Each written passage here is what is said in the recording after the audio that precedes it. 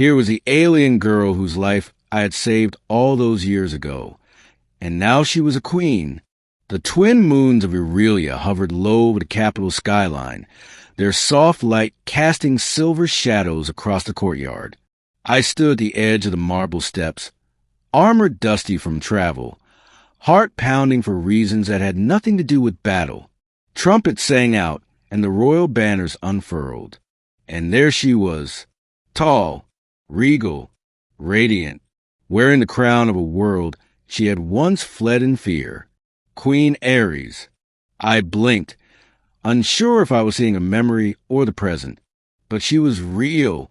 No longer the frightened girl I had pulled from the wreckage of a slave convoy on Mars Colony 9. No longer the quiet stowaway who had eaten cold rations in the shadows of my ship, too scared to speak. She had grown into something powerful, someone unforgettable, and she remembered me. Her eyes locked onto mine. Not the wary glance of royalty surveying a crowd, but a look filled with familiarity and something more.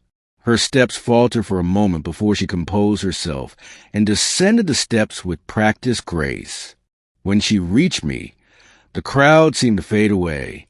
Her voice was softer than I remembered, but carried the weight of someone who had learned how to command armies and hearts alike.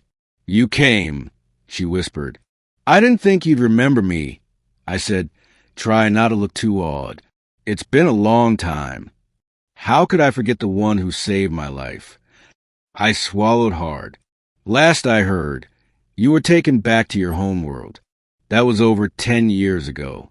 Next thing I know, I'm hearing rumors of a rebellion, then a queen crowned from a forgotten bloodline." She smiled, and for a second, I saw the girl again, the one who had cried when I gave her my last protein bar, who had tried to thank me in broken English and bits of humming song from her world. "I wasn't just from a forgotten bloodline," she said. "I was the bloodline. The royal family was betrayed, slaughtered. I was smuggled off-world, the last heir. You didn't just save a girl that day. You saved a queen." The words hit me like a shockwave. All this time, I thought I had just helped someone lost and scared. I never imagined the weight of it all. But why now? I asked, "Why call for me?" Her expression shifted, uncertainty flickering across her royal mask. "Because I need you again, not just as a warrior, not just as a friend." She hesitated. "Because when the galaxy turned its back on me, you didn't." I was silent for a long time. A royal guard cleared his throat nearby, but she waved him off.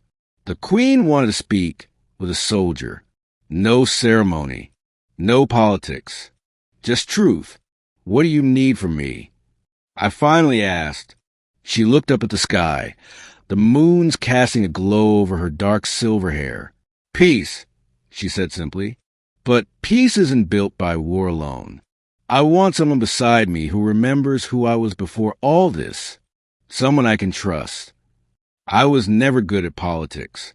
I didn't understand the games of nobles or the rules of court.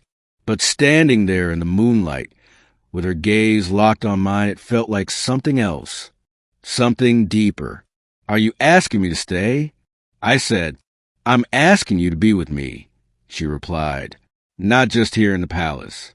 Not just during this time of rebuilding, but always." The word struck harder than any battlefield blow. I had lived my life drifting from planet to planet, cause to cause, always a sword for hire, always moving, never belonging. But in that moment, I felt something I hadn't in years, a reason to stop running. I reached for her hand. She didn't flinch like she used to. She held it tightly. "Yes," I said. "I'll stay." The stars above seemed to burn a little brighter. And as the crowd cheered for their queen, she leaned in close and whispered the words she once said long ago, when we huddled in the dark of my ship's engine room. "Thank you for saving me." I smiled. Guess I get to do it all over again.